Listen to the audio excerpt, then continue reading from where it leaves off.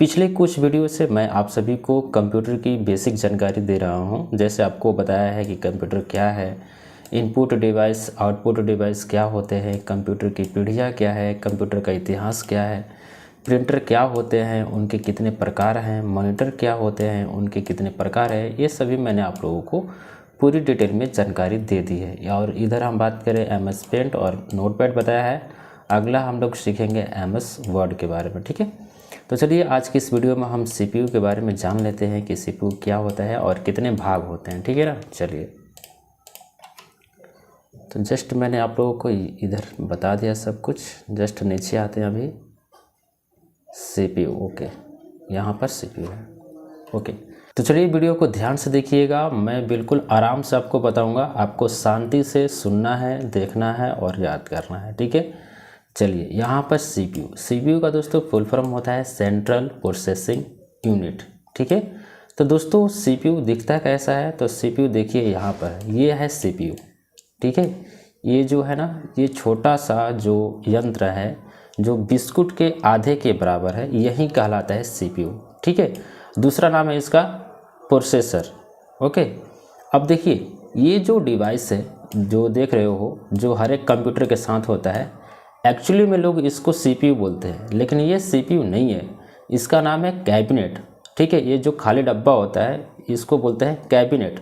इसके अंदर कंप्यूटर के सारे मशीन लगे होते हैं। ठीक है, मदरबोर्ड होता है, हार्ड डिस्क होता है, ठीक है, बहुत सारे पैनल होते हैं, रैम रोम होता है इसके अंदर, और जस्ट मदरबोर्ड पे ही ये CPU लगा होता है। ठीक है, अब CPU जो होता है कंप्यूटर का मेन डिवाइस होता है, यानी कि मुख्य डिवाइस होता है।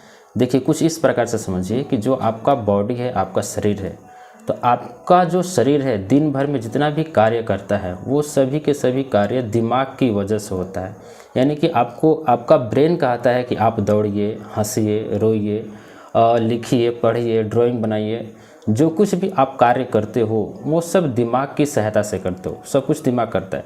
ठीक उसी प्रकार से कंप्यूटर में जितने भी चीज़ें होती है, जितने भी कार्य होते हैं, सब CPU करता है। सब प्रोसेसिंग कौन करता है? CPU करता है।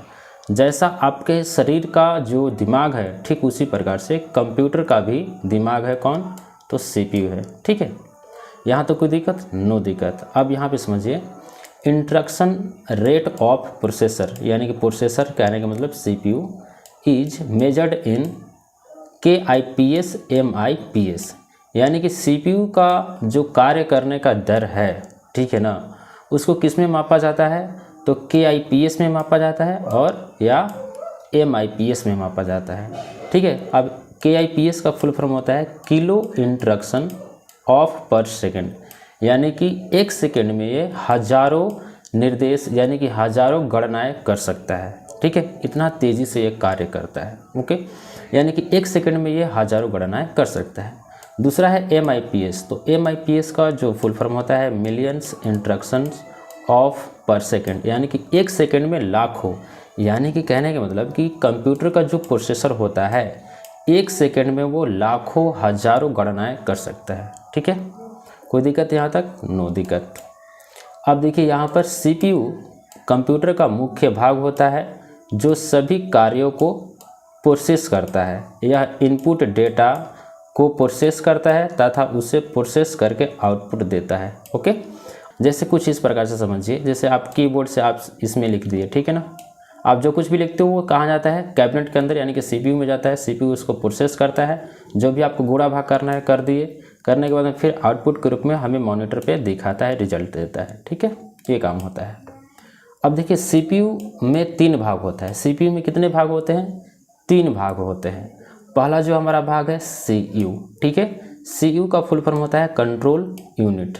दूसरा भाग है ALU, इसका फुल फॉर्म होता है अरिथमेटिक लॉजिकल यूनिट। तीसरा है MU का फुल फॉर्म होता है मेमोरी यूनिट। ठीक है, तो CPU में, इस CPU के अंदर ये छोटा सा आपको CPU दिखाई दे रहा है, इसके अंदर 3 भाग है कुछ इस प्रकार से, CU, LU और MU। ठीक है, हम एक एक करके जानकारी लेते हैं कि ये किस प्रकार से कंप्यूटर में कार्य करते हैं, किस प्रकार से ये CPU में कार्य करते हैं। ठीक है, तो यहाँ पे मैंने डायग्राम बना रखा है, कुछ इस प्रकार से समझ सकते हैं कि देखिए ये पूरा का पूरा क्या है? पूरा CPU है, और CPU के अंदर 3 भाग, CU, फिर LU, फिर उसके बाद में MU। ठीक है, अभी ये किस प्रकार से कार्य करते हैं आइए समझिए।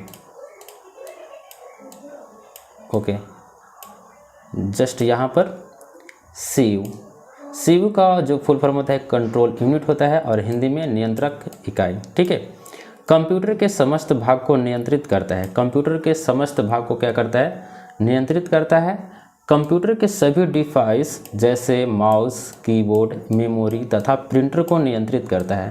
यानी कि कंप्यूटर में जितने भी डिवाइस लगे होते हैं, mouse, keyboard, RAM, memory, printer, scanner, joystick, microphone, जितनी भी चीज़ें हैं सबको कौन करता है? कंट्रोल। तो ये CU करता है। ओके, ये CU करता है ना जी, CU करता है। अब कैसे करता है देखिए, मान लीजिए कि ये कंप्यूटर है।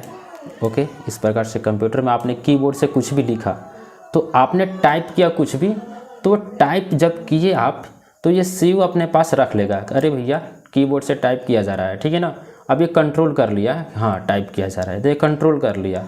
अब कंट्रोल करके प्रोसेसिंग ये नहीं करता है, ठीक है। CU प्रोसेसिंग नहीं करता है। प्रोसेसिंग कौन करता है?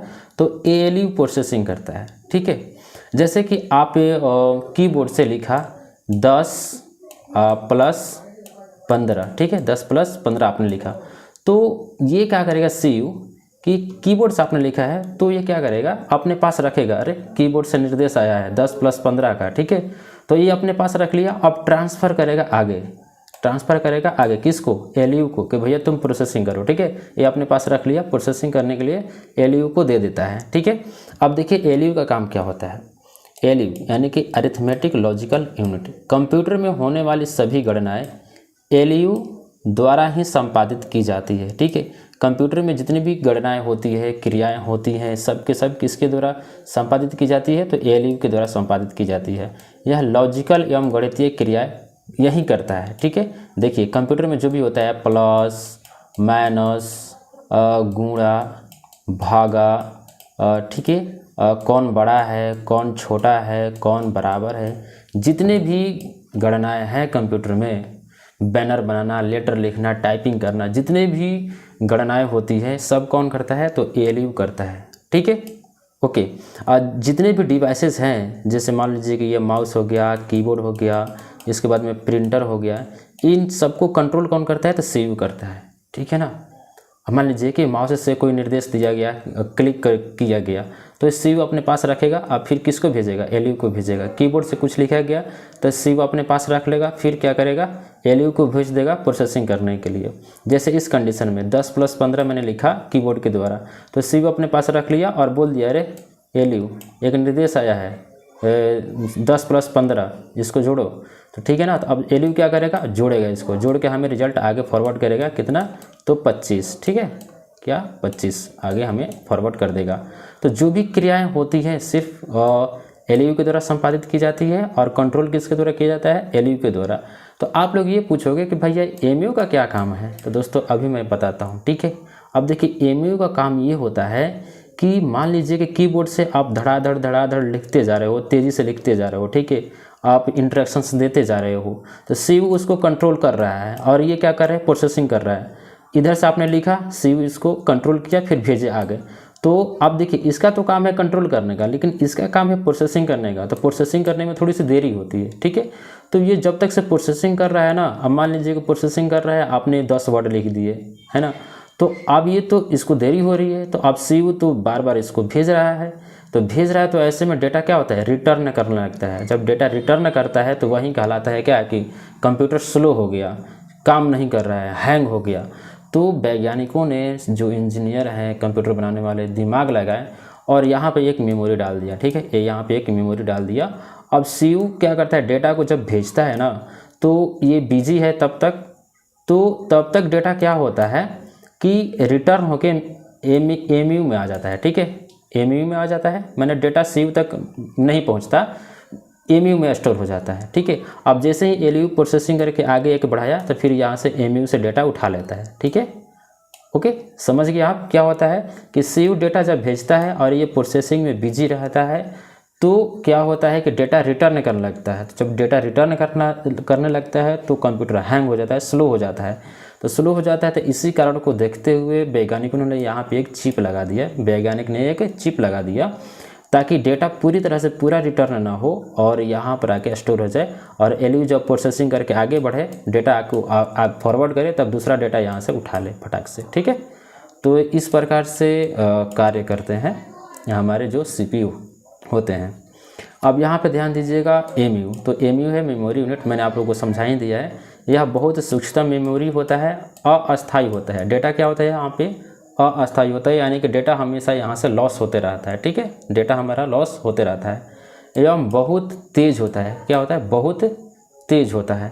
इस मेमोरी में कुछ समय के लिए डेटा रखना पड़ता है, इस मेमोरी में कुछ समय के लिए डेटा रखना पड़ता है ताकि एलयू डेटा को प्रोसेस कर सके। ठीक है, यहाँ पे बात आ गई, यहाँ पे देख सकते हैं, यहाँ पे क्या लिखा है कि कुछ समय के लिए डेटा रखना पड़ता है ताकि एलयू डेटा को प्रोसेस कर सके। ठीक है, तो आप इस तरह से समझे, जैसे कि ये CPU हो गया, 3 भाग हो गए, CU, LU, MU।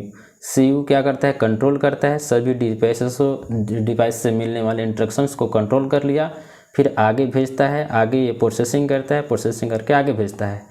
MU यहाँ पे इसलिए लगा होता है कि डेटा तेज़ी से आता है CPU से LU तक, तो LU प्रोसेसिंग करने में व्यस्त रहता है, तो डेटा रिटर्न ना हो इसलिए MU में जाके स्टोर हो जाता है, और जब LU प्रोसेसिंग करके आगे बढ़ जाए तो फिर ये MU से डेटा यहीं से आदान प्रदान कर लेता है। ठीक है, तो आई थिंक मैंने आप लोगों को पूरी प्रक्रिया समझा दी है कि CPU किस प्रकार से कार्य करते हैं। यहाँ पे एंड हो गया इसका।